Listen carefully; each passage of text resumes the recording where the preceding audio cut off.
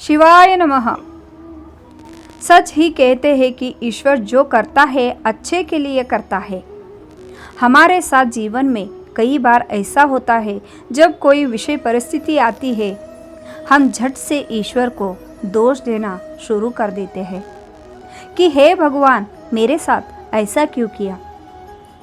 लेकिन कुछ समय बाद हमें लगता है कि अगर हमें उस समय ईश्वर ने ऐसे हालतों में ना डाला होता तो हम कामयाब नहीं हो पाते।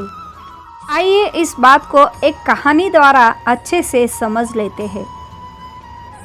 एक बार एक भक्त हर रोज मंदिर आता, श्रद्धा भाव से मंदिर में काम करता।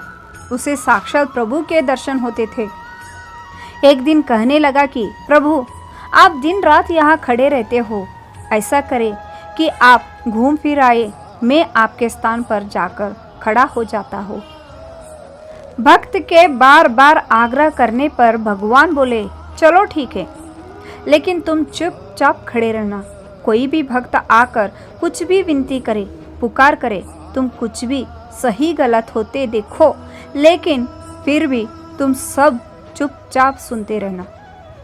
मैंने मंदिर में आने वाले हर भक्त के लिए उचित प्रबंध पहले से ही किया हुआ है।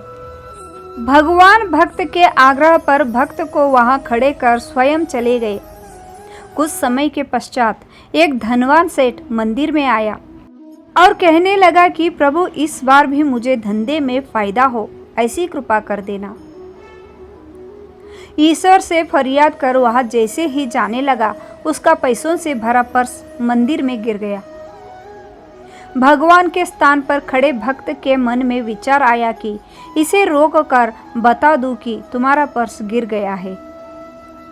लेकिन उसे भगवान की बात का स्मरण हो गया कि तुम जो हो रहा है केवल उसे देखोगे, बोलोगे कुछ नहीं।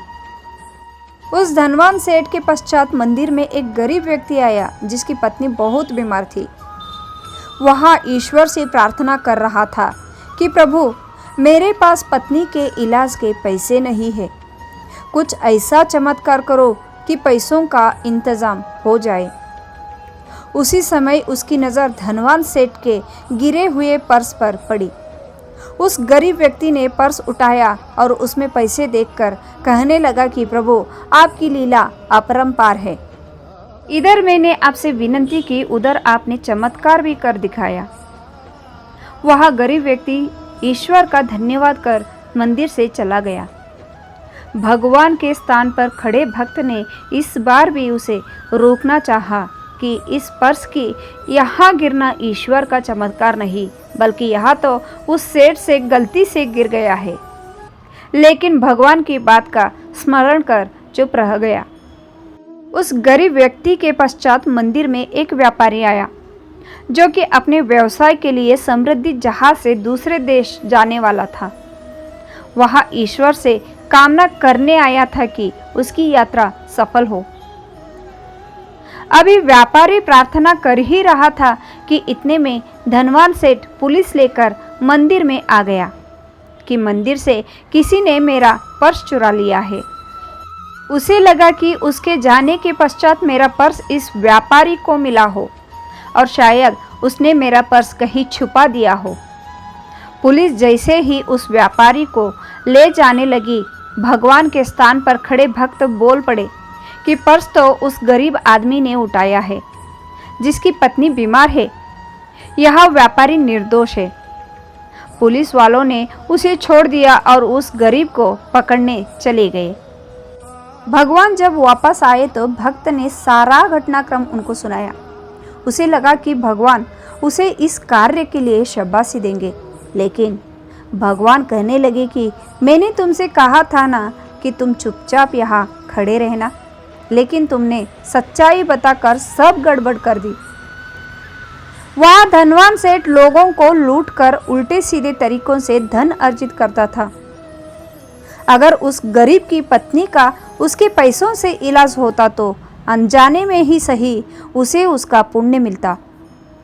दूसरा, इतने पैसे खोने से उसकी धन संपदा में कोई फर्क नहीं पड़ता, लेकिन उस गरीब के लिए वह धन बहुमूल्य था। इससे उसकी पत्नी भी बच जाती और कुछ दिनों के लिए उसके घर का राशन भी चल जाता। तुम्हारे कारण वह गरीब आदमी अब जेल में रहेगा और उसकी पत्नी का इलाज में भी कठिनाई आएगी। उस व्यापारी को आज समृद्धि जहाज से यात्रा करनी थी, लेकिन आज समुद्र तूफान आने वाला है। जिसमें यह यात्रा करने वाला था वहाँ जहाज डूबने वाला है। अगर वह आज जेल में चला जाता तो सफ़र नहीं कर पाता और वह समुद्र में डूबने से बच जाता। सबूतों के अभाव में कल पुलिस उसे छोड़ देती। तुमने सब गड़बड़ कर दिया। अब वह भक्त अपनी गलती पर पछताने लगा और सोचने लगा कि सच ही कहते हैं कि भगवान जो करता है अच्छे के लिए करता है। आशा करती हूँ कि आज का यह वीडियो आप सभी को अच्छा लगा होगा।